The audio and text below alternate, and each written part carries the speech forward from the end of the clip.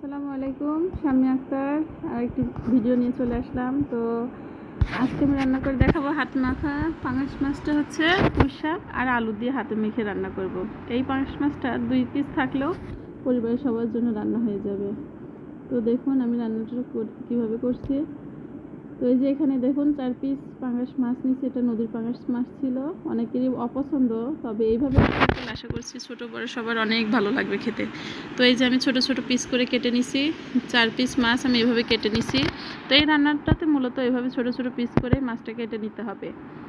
আর এই যে এখানে আমি আমার বাড়ির জানলার থেকে পুঁই শাক তুলে নিছি, আর একটা আলু আমি ফ্রেঞ্চ ফ্রাই কাট করে কেটে নিছি। আর এই যে এখানে পেঁয়াজ কুচি, রসুন কুচি আর কাঁচামরিচ ফালি করে নিছি। রান্নার সুবিধার্থে সব কিছু একদম রেডি করে নিছি, এখন জাস্ট রান্না করব। তো এই যে আমি এখন কড়াইতে আগে একটা ভাজনা ভেজে নিচ্ছি।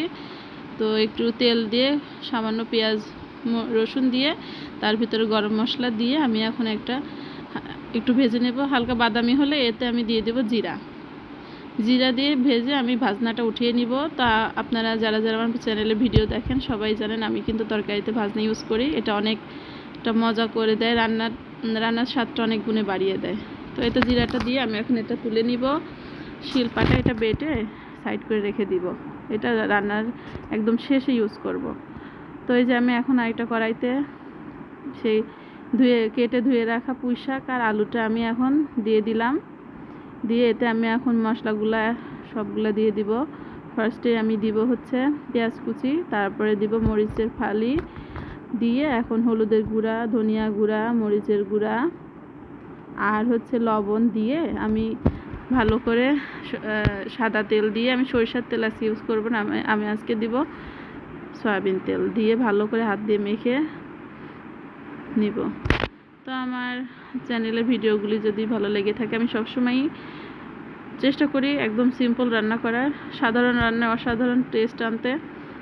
তো আমার এই রেসিপিগুলো আপনারা একবার ফলো করে দেখবেন, অনেক মজা হয় খেতে।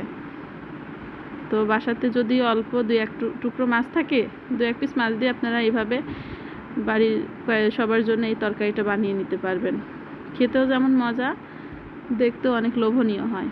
তো এই তো আমি সব মশলাগুলো দিয়ে আমি এখন ভালো করে হাত দিয়ে মেখে নিচ্ছি।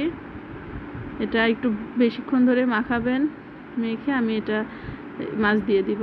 তো এই পুঁই শাকটা আমার রান্নাঘরের সামনেই যে একটা ছোট জানলা আছে, এটাতে তুলে দেওয়া হয়েছে। তো এই যে দেখুন আমার এই যে একপাশে পুঁই শাক গাছ, একপাশে আঙ্গুর ফলের গাছ আছে। আমার হাজব্যান্ডের অনেক পছন্দের আঙ্গুর ফলের গাছটা। তো এই যে এখন আমি মাছগুলা দিয়ে দিলাম, ছোট ছোট কাট করে নেওয়া মাছগুলা।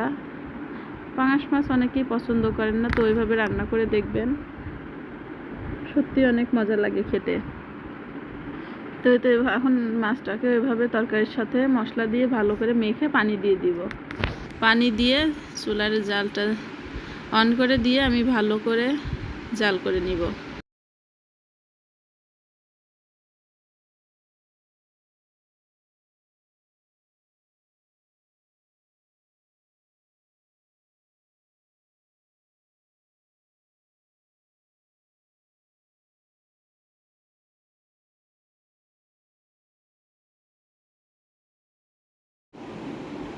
তো এটা এখন পানিটা দেওয়া হয়ে গেল, এখন আমি চুলার জালটা ধরিয়ে দেব। আর আমি সবসময় হাতে মাখা যে মাছটা রান্না করি সেটাতে আমি আস্ত জিরা দিয়ে থাকি। এটাতে আমি আস্ত জিরা দিয়েছি মাখানোর সময়।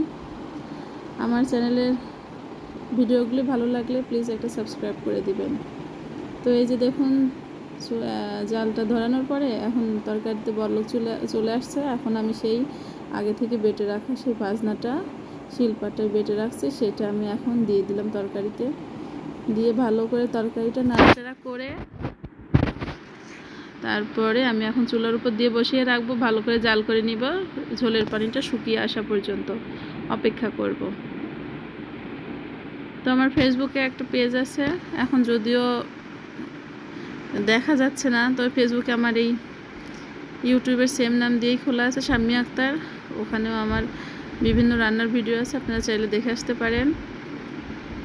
তো এই যে দেখুন ঝোলের পানিটা প্রায় শুকিয়ে আসছে। তেলটা উপরে ভেসে ভেসে আসছে। এই টাইমেই আমি চুলাটা অফ করে দিছি। আমি এর মাঝে লবণটা চেক করে নিছি। অনেক মজা হয়েছে খেতে।